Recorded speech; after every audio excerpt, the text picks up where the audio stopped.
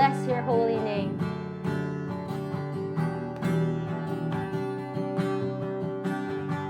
Blessed be your name, in the land that is plentiful, where streams of abundance flow. Blessed be your name. Blessed be your name, when I'm found in the desert place, the walk through the wilderness.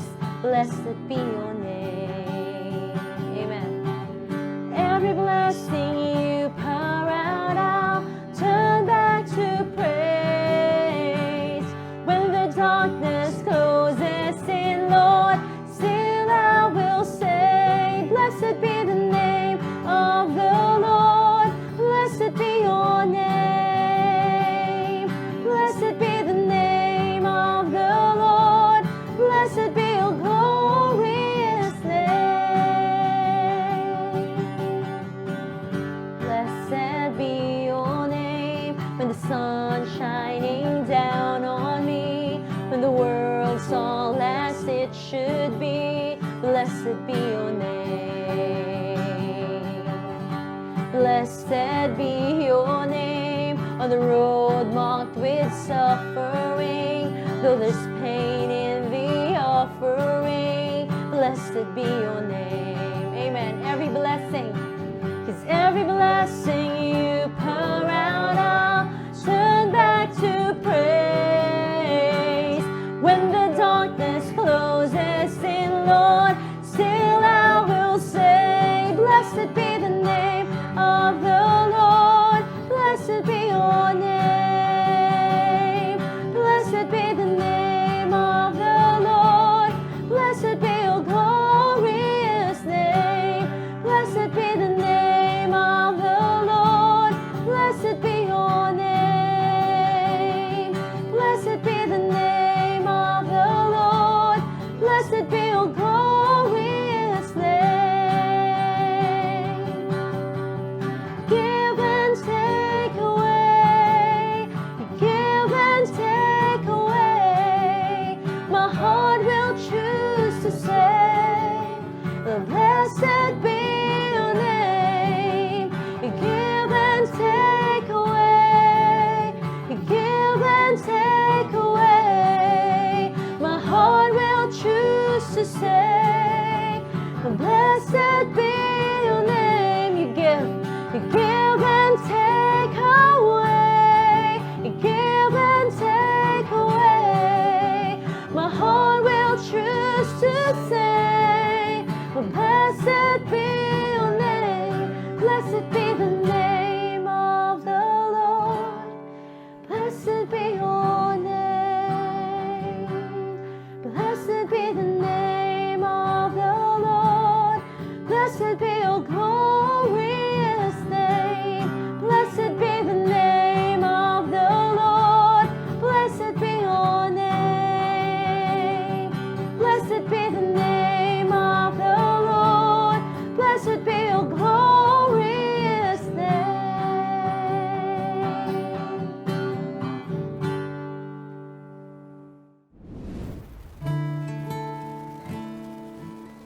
We sing to you a hymn of love, Lord Jesus, for your faithfulness in our lives.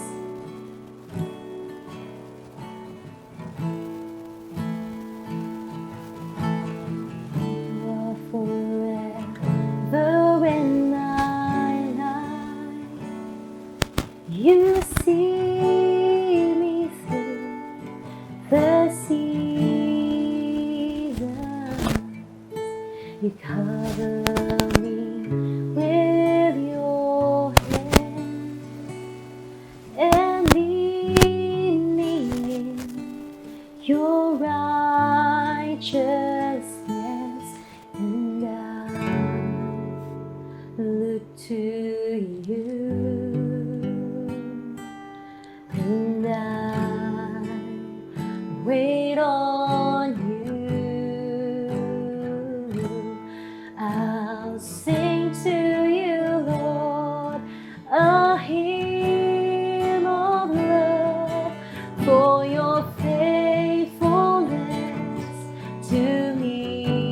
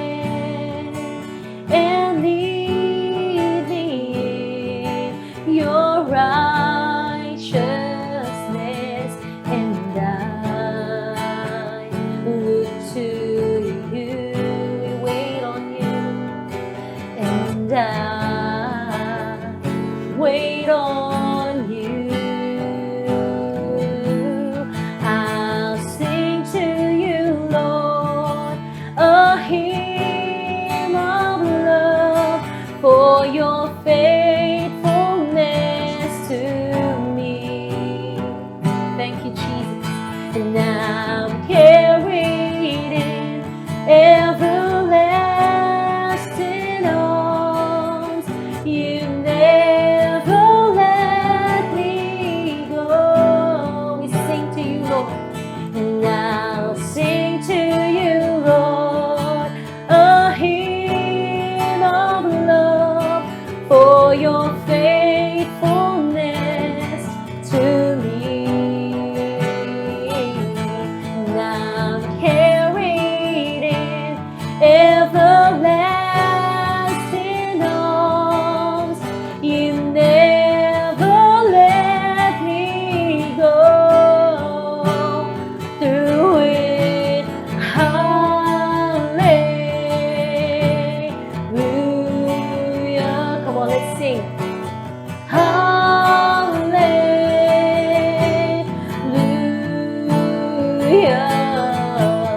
Hallelujah. We sing hallelujah. Hallelujah.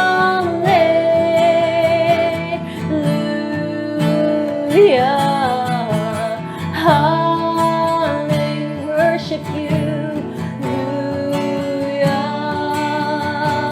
Hallelujah. For the last time. Yeah. Hallelujah.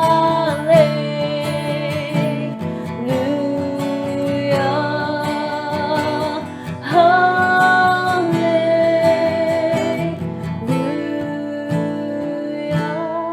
I sing to you, Lord, a hymn of love for your faithfulness to me. Now I'm carried in everlasting arms.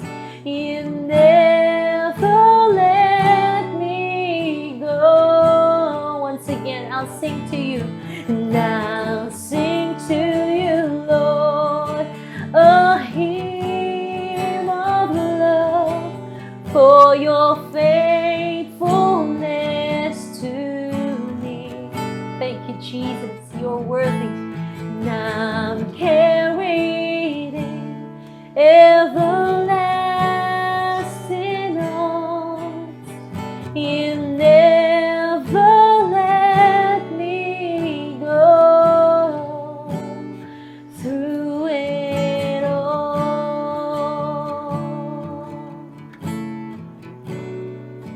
you have never let us go, God. Through it all, through the seasons, Jesus. Thank you.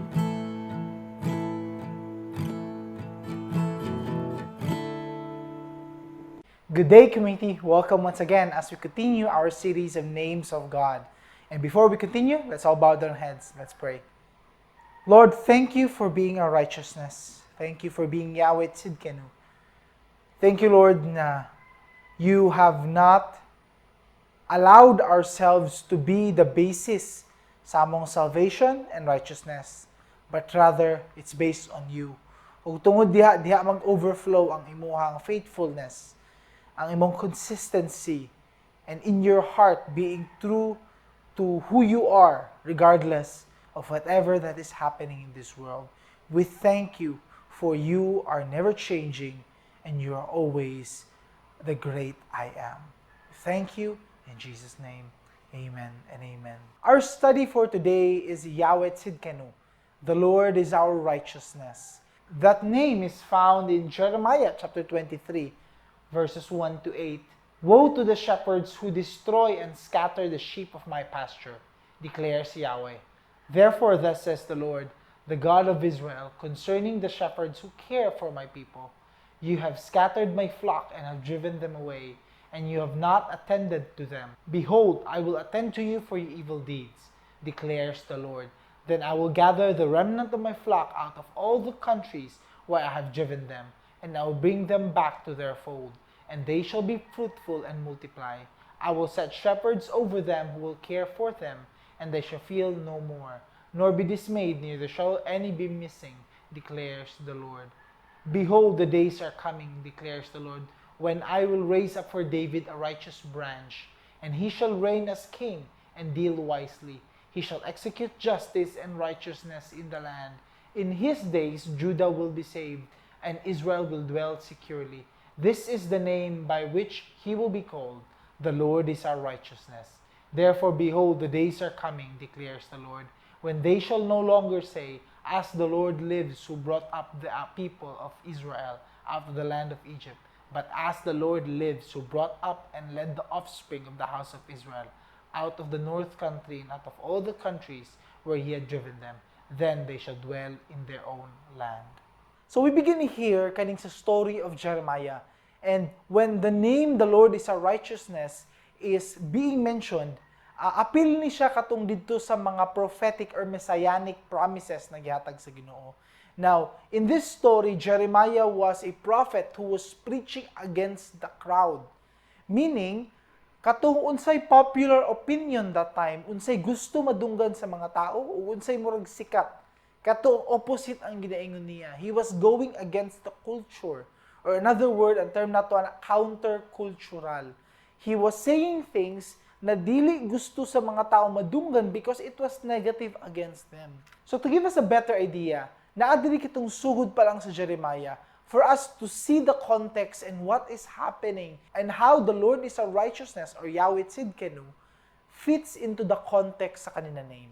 In Jeremiah chapter 2, the word of the Lord came to me saying, Go and proclaim in the hearing of Jerusalem, thus says the Lord, I remember the devotion of your youth, your love as a bride, how you followed me in the wilderness, in a land not sown.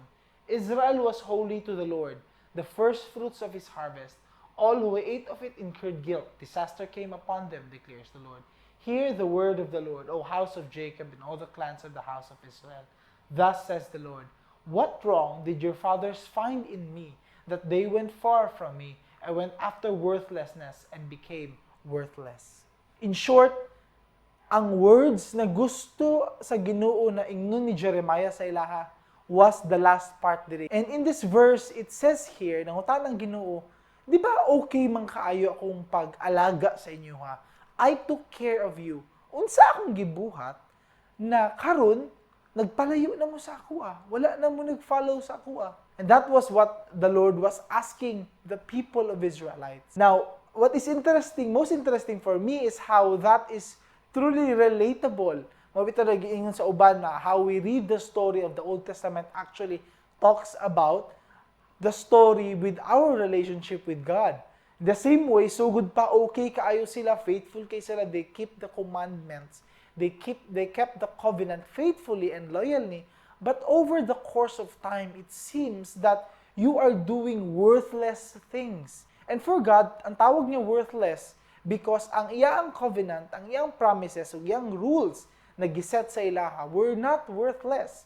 In fact, they were for a purpose na ay reason why na kaniyang mga gipang set up niya, including mga rules like they would not commit idolatry, they would not go after different gods sa katong mga time na to na mga other gods of other nations, that they would not intermarry with people whom are unbelievers and many other things. So sila dagan sa ilha ga-adapt kaning mga practices sa uban, including ang mga very, very, very bawal, explicit kaayo. Crimes that which is worthy to be stoned sa ilang culture. Apil dito ang pag-commit og child sacrifice, sacrificing children to pay for the sins of other gods. Like Molech.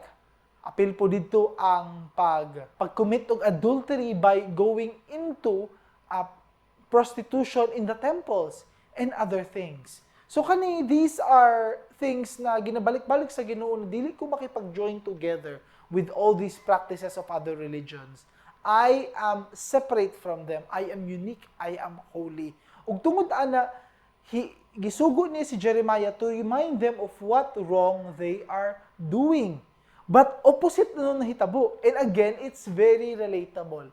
Instead of the people being guilty, unya mobalik sila sa Ginoo, what happened is, wa sila naminaw kay Jeremiah or anything that talks about repentance and sin. False prophets were installed saying nga, ingon daw sa Ginoo that the Lord is pleased with you, that the Lord will forgive you, that the Lord will love you, na dili niya gubaon iyang covenant, og walay mali sa inyong ginabuhat, og padayon lang mo sa inyong ginabuhat. So makita na to diri as we continue, in the prophets of Samaria, I saw an unsavory thing. They prophesied by Baal and led my people Israel astray. But in the prophets of Jerusalem, I have seen a horrible thing. They commit adultery and walk in lies. They strengthen the hands of evildoers, so that no one turns from his evil. All of them have become like Sodom to me, and its inhabitants like Gomorrah. Therefore, thus says the Lord of hosts concerning the prophets, Behold, I will feed them with bitter food, and give them poisoned water to drink.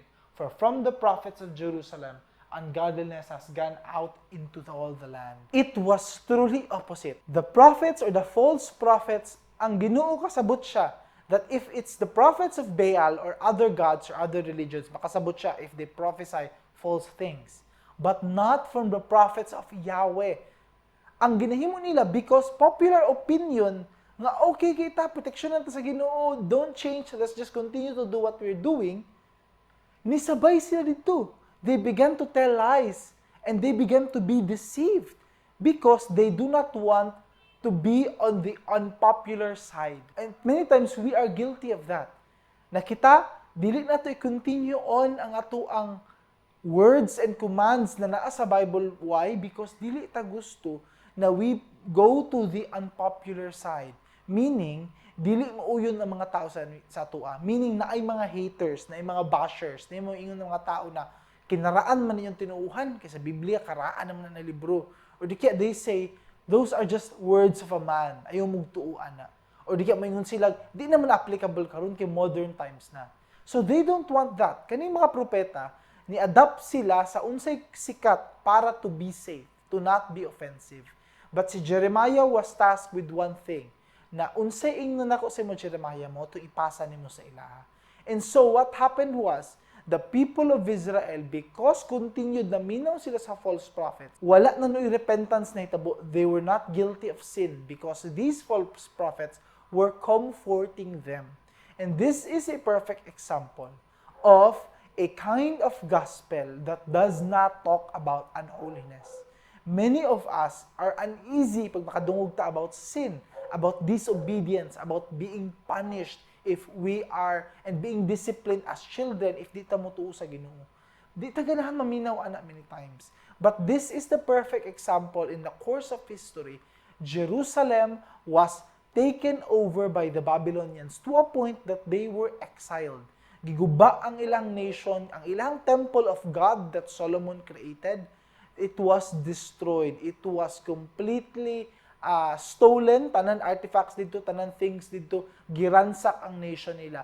From being the golden age of Solomon and David, nga sila ang pinakakuyaw na empire, they were totally captured to a point na gamay na lang yung population nila because those who did not surrender were killed. And makita na to diha, it's another issue with our times now. Because twisting God's words is not new. That is the enemy's favorite weapon. We must understand that.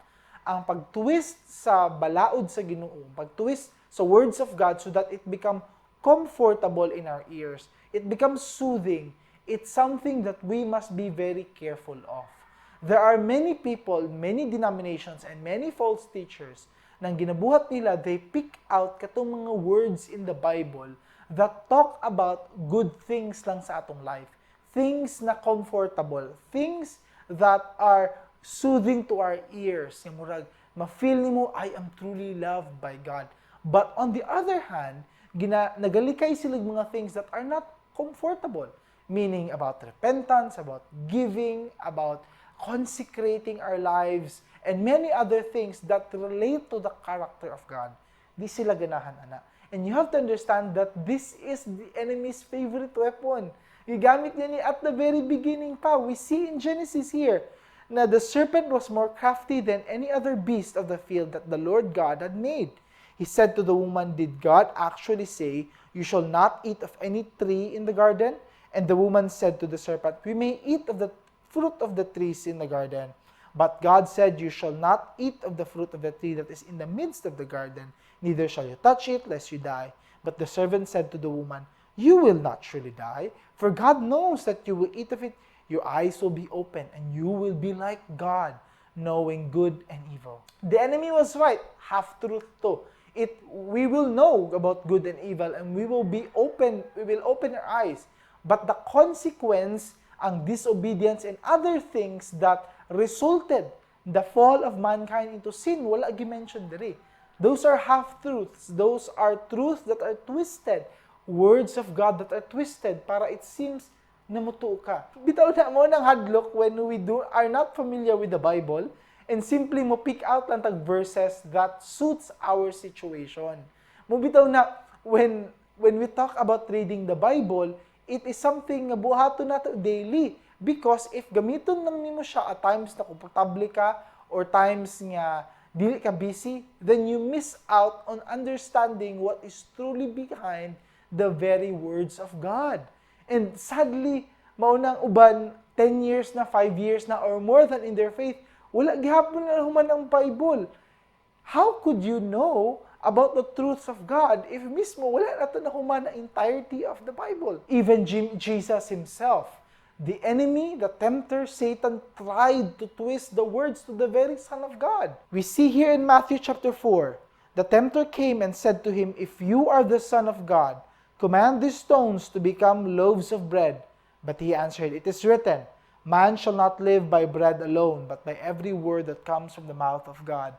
Then the devil took him to the holy city and set him on the pinnacle of the temple, and said to him, "If you are the Son of God, throw yourself down, for it is written, He will command His angels concerning you, and on their hands they will bear you up, lest you strike your foot against a stone." Jesus said to him, "Again it is written, you shall not put the Lord your God to the test." And so on the story goes. 3 times, there were 3 temptations na gihatag ni Satan kay Jesus himself. And all those 3 times, nag-quote siya scripture. If the enemy himself, if Satan himself knows scripture and twists it para madala ka into many different places or things or decisions nga dili uyon sa command or plan sa Ginoo sa imong kinabuhi, why is it na kita who walk with the Spirit and are commanded to walk by the Spirit, wala ta kabalag scripture? How could we be people who follow God if mismo kita, we simply rely on the Sunday service or material sometimes to know scripture? We end up being deceived or easily moved to the wrong places by the enemy if we are not being careful. Because we must understand that the Word of God is living and active, sharper than any double-edged sword, piercing to the division of soul and of spirit, of joints and of marrow, discerning the thoughts and intentions of the heart. That's the use of the Word of God. Na ang Word of God diha to discern what is right, what is true. Nana diha to guide you, even to the very intentions and discernments sa imong heart. Kaya niya i-guide ka. It is active, it is alive, it is breathing, buhi ng pulong sa Ginoo. Mapabitaw, Romans reminds us, "Do not be conformed to this world, but be transformed by the renewal of your mind, that by testing you may discern what is the will of God, what is good and acceptable and perfect." And yes, we must know and desire to know the will of God sa atong life. We cannot live day by day. Kabalo mo ana, how hard it is to live day by day without the promises of God, without the peace of God, without the blessings of God, as if we go into one mistake after another, one stress after another, and one temptation after another, and pirmita mag-atubang in a situation nga grabe kalisod, and it seems nagpile up na ang mga problema in our lives. And therefore, we must continually test unsay will sa Ginoo. That's why ang prayer nato, it's not only a good night prayer or a good morning Lord prayer. It's in everything. That is why we are commanded to pray unceasingly. Ayaw pag-undag prayer. In everything. Lord, unsa iingon ako atong person na naiingon sa ako? Lord, tama ka niya akong iingon sa iya. Lord, guide me in my speech. Lord, kani akong decision making. Lord, kani akong i-reply sa iya. Lord, kani akong paliton how I do my online shopping. Lord, kani pag ako ang pag-transact in my business or in my work. In every single thing, in every single step, do not be afraid to keep in step with the Spirit.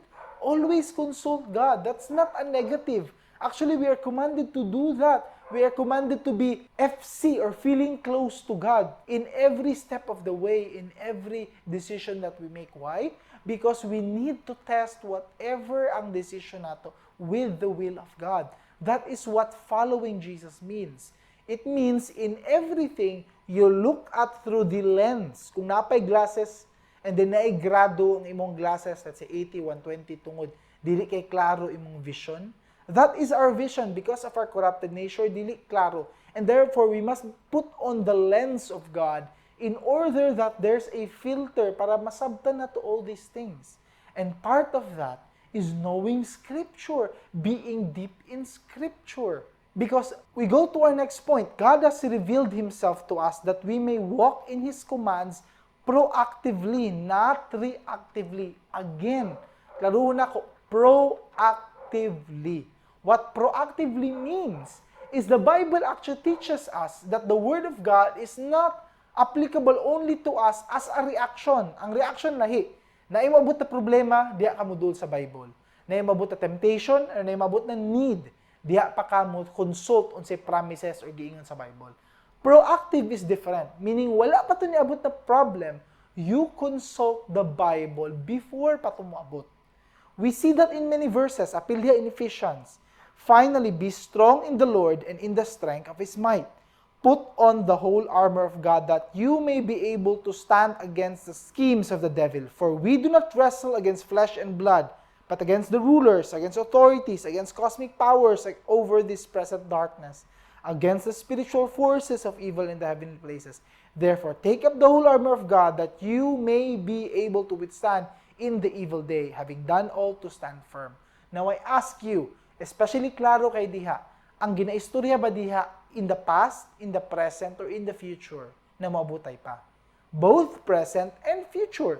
We see the present here, that you may be able to stand against the schemes of the devil. So that could be present. But ngayon again dito sa verse 13, they take up the whole armor of God that you may be able to withstand in the evil day. So there's a coming day. There's a coming day na naay mga certain temptations na naato. But before na mahitabo tanan ang current and in the future, put on the whole armor of God. It's the same way nag-istoryahan na to pila ka messages ago that every battle is a spiritual battle. And therefore, if every battle is a spiritual battle, then therefore, kinanglan sa uto na to always ang atong armor. We cannot be found na wala tay armor suot in the times na mo-ambush ang kalaban. I don't think nga ang kalaban na tong enemy na to is not cunning or wise enough nga mo-attack siya sa mo at times na prepared kay ka. Because as you know, during the times nga deep kay mong prayer sa Ginoo, during the times na lalom kay mong relationship with God, and you are on fire, those are the times na dili kay mo effect ang temptation sa imong life. Or di kaya a very, very small inclination towards doing that. Kaya tungod emotionally high, spiritually high ka. But during in times of weakness, didto ka very vulnerable. Ang challenge na to is, if dili ta prepared when the enemy attacks on an ambush, we will be without any armor. We will not be protected. And baga kitag naong, if kaya na ko matubang sa enemy without any armor of God. Try doing that. Try facing the enemy. And as you know, kabalo na mo based on your experience that in many times, when there are many problems and temptations that go in your way, labi na magsabay-sabay tanan, and wala kay deep relationship with God, or during the time, wala kay lalong nga relasyon, reliance on Him, those are the times that you often fail, or you often make decisions that almost destroy your life. So ayaw pagkumpiyansa. Put on the whole armor of God. We see also that in Psalm. How can a young man keep his way pure? Especially to those of you who are young. Listen to this. By guarding it according to your word. With my whole heart I seek you.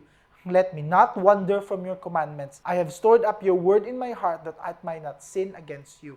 Might not sin, future na. How can a young man keep his way pure? That is also something na mahitabo in the future pa. Unsaon na ka magpadayon ni. So continue siya and then apoy future. Unsaon? By keeping the words of God in my heart. That is what you do before. Mo if namoy something kabisihan young people, dili TikTok, dili Facebook, dili Instagram, dili chat with other people, especially from the opposite gender. or other things nga mag-preoccupy sa inyong time. Unsay pinaka-greatest investment sa inyong time? Store up the Word of God. Klaro na kayo na. So if you want to live a pure life, a life that worships God, and seeks to glorify God in every step of the way, do this. Keep the words of God in your heart. In another chapter in Psalm, the righteous shall inherit the land and dwell upon it forever. The mouth of the righteous utters wisdom, his tongue speaks justice. The law of his God is in his heart, his steps do not slip.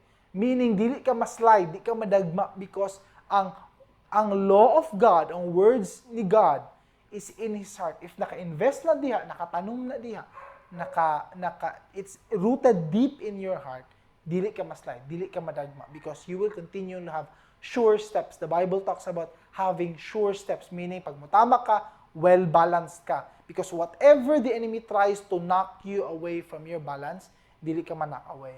Because the Word of God keeps you stable. Again, Jesus is the firm foundation. Even in Deuteronomy chapter 6, it is being reminded to the fathers na ang simple inheritance lang ihatag nato sa atong mga anak are the words of God. These words that I command you shall be on your heart. You shall teach them diligently to your children. Talk of them when you sit in your house, when you walk by the way, when you lie down, and when you rise. Even you bind them as sign in your hand, and they shall be as frontlets within your eyes. You shall write them on the doorposts of your house and on your gates. Isulat tanan, i-remind sa ilaha tanan. This is the best inheritance that you can give. Dili business, dili balay, dili cash, dili college scholarship or tuition na ka-ready na kwarta. Dili ka na. Ang best inheritance, and this is a good news because this is a free gift of God. Parents, or especially fathers, as gihatag din na command to the fathers, this is your best inheritance na ipasa ninyong words sa Ginoo to them. Allow them to grow up with these words in their hearts. Kana ang best inheritance na matag na sila. Because their steps will always be sure. And that's a sad thing because I see so many people, Christians and non-Christians, all their time they build their lives o ang ilahang work, ang sweat, tanang gihatag nila to build businesses or to build an inheritance. And when pag-grow up atong mga bata, pag dawat na sa inheritance, they throw it away, they destroy it, or they take it for granted. Although gina-prepare ang future para sa ilaha, pero sila dili prepared sa future na gi-prepare para sa ilaha. And hopefully that serves as a big lesson. As a big lesson because we see in history so many times, though dato na kay sila, though grabe na kayo na-achieve sa ilang papa or sa ilang parents, but ang ilang family is destroyed, not intact, and wala sila nag-follow sa Ginoo. Mabito to, I like this song by the Casting Crowns. Ang title sa song, Waiting on the Night to Fall. And it's one of these songs na dili kaayo na to ma-remember sa Casting Crowns, but I want to reiterate this song because I think this is a specific nga reminder about our current situation. Ang verse 1 nagsuod dito, there's an old man living in the back of your woods tonight. You forgot he was even there, but you've never slipped his mind. He's living off of scraps of you never knew you left behind. As the sun goes down, he rises with a smile. And the bridge, yun dito, he knows he'll never have your soul, but he will gladly rob you blind. While you're feasting at his table, he will tie your hands and numb your mind. He'll take you farther than you want to go. He'll keep you longer than you want to stay. And it will cost you more than you ever thought you'd pay. Inana ato ang sinful nature. Inana ato ang habits, especially old habits. We must understand this, especially as we talk about God's righteousness. We must accept reality. And this is the next point. As long as you are alive, we will always be at war with our sinful nature and the world. We will always be at war with these two, whether you like it or not. And part of that, sama sa giingon sa song, is our habits, sinful habits. They will tend to creep up in our lives. Muna imo katingala, there will be a tendency because ang enemy is cunning. He is wise in his own ways. Meaning, kabalo siya, unsa to mga weaknesses nimo. Kabalo siya unsay mga certain things na imong ginabuhat in the past that is connected with your weaknesses. So, ang buhaton niya, he will twist some things in order to spot you and attack you in the weaknesses that you have, nakabalo na siya naka. Muna, it's often a tendency na if inanita sa una, we have a big inclination na usbunatok na. If babaero to sa una, naadyoy dako na tendency for us to be tempted into going back into that old habit. Or sugarol ta sa una, o di ta mo trust sa Ginoo sa una, or pimita sige go into deceitful lies, or sige ta og buhat og this and that. Those are tendencies na mobalik sa to because of our sinful nature. Mabito the song says na there's like a man nga naa sa wood sa likod sa backyard, nagpuyo lang didto. Naarto siya didto and naghulat lang siya didto, and pag abot sa gabi, you will go back there, or he will rob, though di niya makuha imong soul because your soul is intact with Jesus, but he will rob you blind, and you will do things that will cost you a big consequence. And I see that's a sad news because I see people nga nadaot ilang kinabuhi, naguba ang ilang relationships with other people, though they continued in their faith, but part dito is nadaot ang ilang life because consequences of their sins caught up to them. Muna ayaw mo kumpiyansa that whatever that we do in our private lives, ang tendency is it will come out sooner or later. Walay sins in front of our holy God that He does not, and He will not reveal. By grace, there are those na dili niya i-reveal.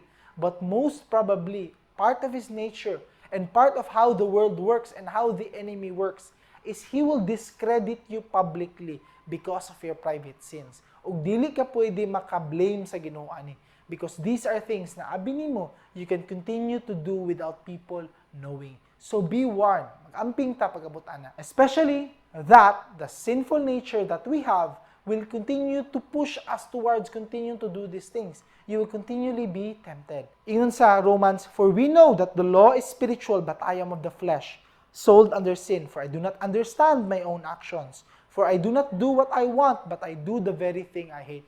Even si Paul, nag-struggle siya, na I always conflict in his heart to do things na dili dapat niya ginabuhat. In Romans 3, Paul again, it is written, none is righteous, no, not one. No one understands, no one seeks for God. All have turned aside, together they have become worthless. No one does good, not even one. This talks about our sinful nature. Part yun na sa atong journey. Di na walaon sa Ginoo, di na tanggalon sa Ginoo. That's why He promised that once the resurrection will come, when He will return, He will give us a new bodies. And by that time, we will no longer have the sinful nature. But as long as natadiri, no one does good. Your nature will be always corrupt as long as naakadiri sa imong flesh. Mauna ang tendency that you will see things in a corrupted lens. And unless you see things to the Spirit's lens, dili nimo makitaan siya with purity and with holiness. In Isaiah, it talks about we have all become like one who is unclean, and all our righteous deeds are like polluted garment. We all fade like a leaf, and our iniquities like the wind take us away. Ang atuang righteous deeds, even mga good works nato, they are like filthy rags. Sa una, in the Old Testament, wala pa sila yung napkin. So when they talk about filthy rags, these are used rags. Rags ang ginagamit to serve as napkin or to clean unclean na mga fluids. So sa tuwa pa, when we do righteous things and we feel good, maayo kayo akong gibuhat, we must remember, because of our sinful nature, these are still corrupted deeds. There's no such thing as good deeds unless it has been saved by the Holy Spirit, changed by the Spirit. And we also fight with the world, the enemy in this world. Be sober-minded, be watchful, against Peter.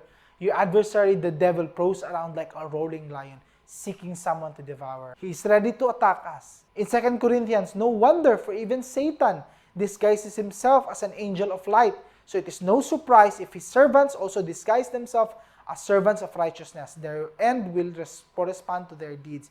Even si Satan, he disguises as the angel of light. Again, itwist niya, mamakak siya, and he will use these things, corrupt it in order to suit his needs. James reminds us, you adulterous people, do you not know that friendship with the world is enmity with God? Therefore, whoever wishes to be a friend of the world makes himself an enemy of God. Do not chase after fame. Do not chase after that many people will like you, love you, adore you. Dili ka na ang mission nato in this world. Mao bitaw gina-remind din ni James na kabalo ba mo that if you seek to be friends with the world, you are an enemy of God. Because kaning tibuok kalibutan na ni, it is being controlled by the enemy. Ang atong goal is not to be friends with them, but to share the gospel So those the Spirit has touched will be rejuvenated, will be renewed, and will follow after God. So tinuod, living in this world is never easy. Lisod jud kayo. So what is our hope? What is our hope? Ang hope nato is God is our righteousness. That's why we declare Yahweh Tsidkenu. Because if mag-rely lang tao on our own strength, own righteousness, we will always fail. We will always be corrupt. Mabito na-realize ni Paul, ingon siya sa Romans, I delight in the law of God, in my inner being, but I see in my members another law, waging war against the law of my mind, and making me captive to the law of sin that dwells in my members. Wretched man that I am, who will deliver me from this body of death? Thanks be to God through Jesus Christ our Lord. So then I myself serve the law of God with my mind, but with my flesh I serve the law of sin.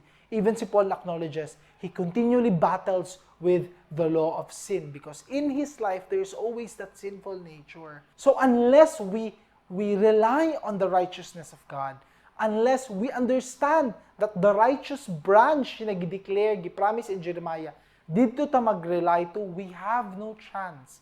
Muna ayaw jud tag kumpiyansa. Ayaw jud tag kumpiyansa that we face the day without first having our devotion time and connection time with God. Dili nimo kaya. You can never face the enemy alone because God is your righteousness. Keep this in mind also, that every time mag-cause tag to sin, and this is why it's very important to know that God is our righteousness, because though dili ta ma-punish by the death of sin, unlike the Old Testament, it does not mean that walay punishment in what we do.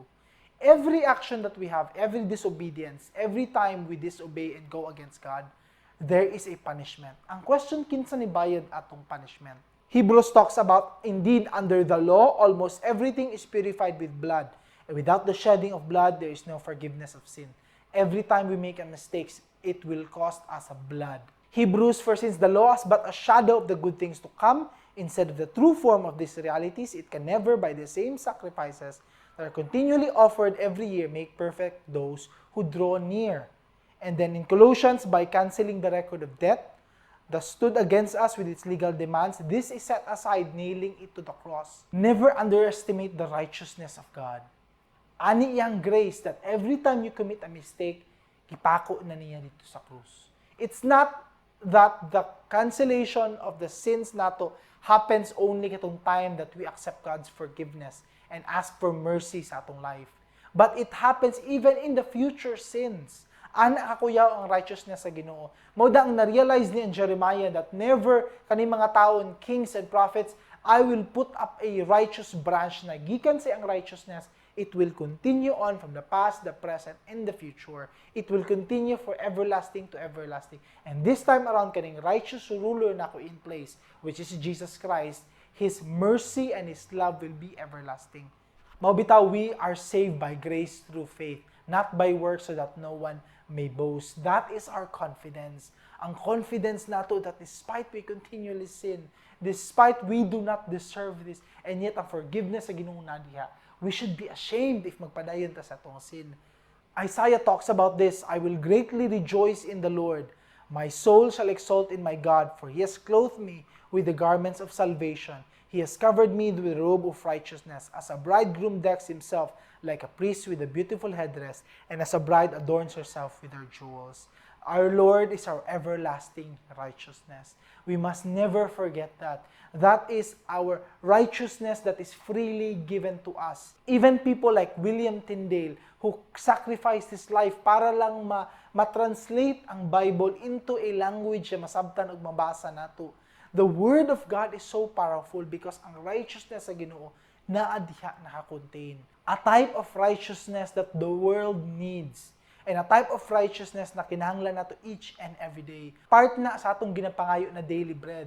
Because bread is not talking about physical things, but even in spiritual things.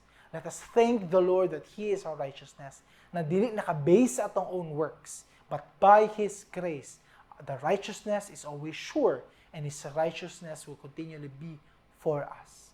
Let us thank the Lord together. Lord, thank you for being our righteousness. Thank you that we do not deserve this, and yet you have shown this to us. You have freely given this to us by sacrificing your Son on the cross. Lord, daghang salamat. I pray that those people who are not yet sure sa ilang purpose and meaning in this life, and even not sure where they are in their standing with you, I pray, allow them to see the sins in their hearts. Allow them to see, Lord, tanang mga sala namo that even ourselves we cannot save. That only by your righteousness we can be healed, we can be saved, and we can be assured that we will continually be yours despite our failings. Lord, draw our hearts near to you and allow us to see continually you are Yahweh Tsidkenu. Thank you in Jesus' name. Amen and amen.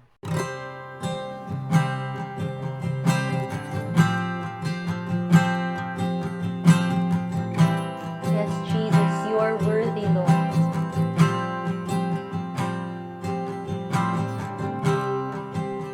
Worthy of every song we could ever sing. Worthy of all the praise we could ever bring.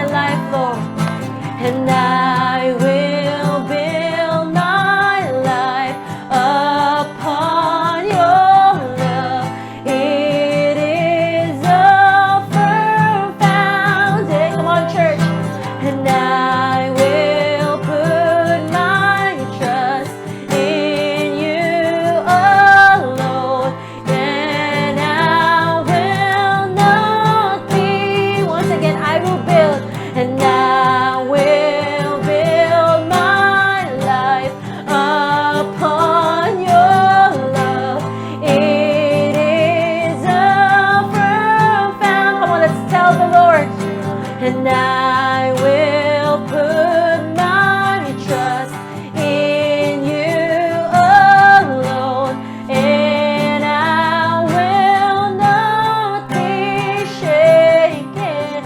I will build my life upon your love. It is a firm foundation. Yes, Jesus, we will build our life, Lord God, upon your love. It is the firmest, Lord, firmest foundation, Lord. Thank you, Jesus.